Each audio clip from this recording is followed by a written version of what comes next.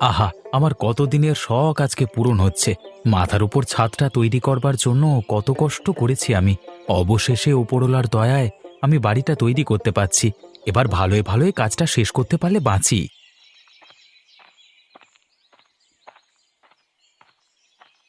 আর ভালো।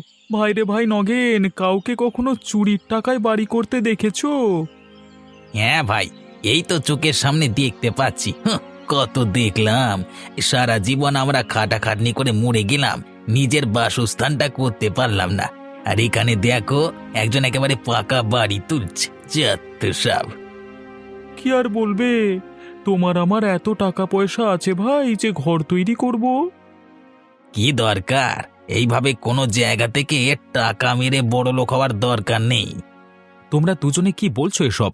আমি নিজে কাজ করে টাকা এনেছি আর সেই টাকা দিয়েই বাড়ি তৈরি করছি আজকে। হ্যাঁ, তো সে কথা কেউ তোমাকে জিজ্ঞেস করলো? তোমরাই তো আমাকে সেই থেকে উল্টোপাল্টা কথা বলছো, তাই জন্যই তো আমি বললাম। আমরা তোমাকে কিছু বলেছি? আমরা কি নিজের ইচ্ছে মতো কথা বলতে পারবো না?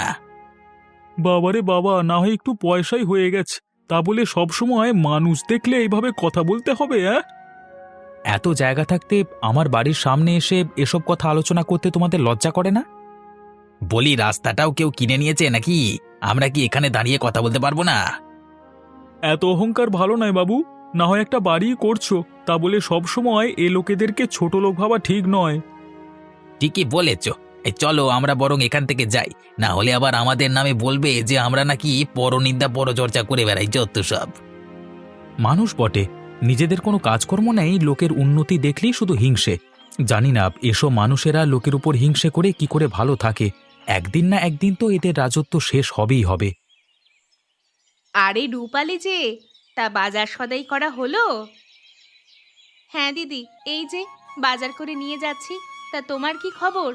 আজকে কি তরকারি রান্না হবে? আমাদের কি আর প্রতিদিন রাজভোগ খাওয়ার কপাল আছে গো? আমাদের দিন আনা দিন খাওয়ার সংসার। হ্যাঁ দিদি, তা যা বলেছ। ওই ডাল তরকারি আলু ভাতে এই খেয়েই বোধহয় আমাদের জীবন কাটাতে হবে। হ্যাঁ গো, তাও ভালো। আমাদের স্বামীরা সৎ পথে উপার্জন করে, অন্য কারোর মতো তো নয়। কোথা থেকে টাকা আনে কে জানে। আমরা তো বাবু কোনোদিন আমাদের মাথার ছাদটা পাকা হবে সেই চিন্তা করতেই পারি না। সবাই কি আর সে চিন্তা করে? কারো কারো দেখবে আবার সব কিছুই রাতারাতি হয়ে যাচ্ছে। কি করে হচ্ছে কেই বা জানে বাবা। কেউ তো কারো খবর রাখে না আবার।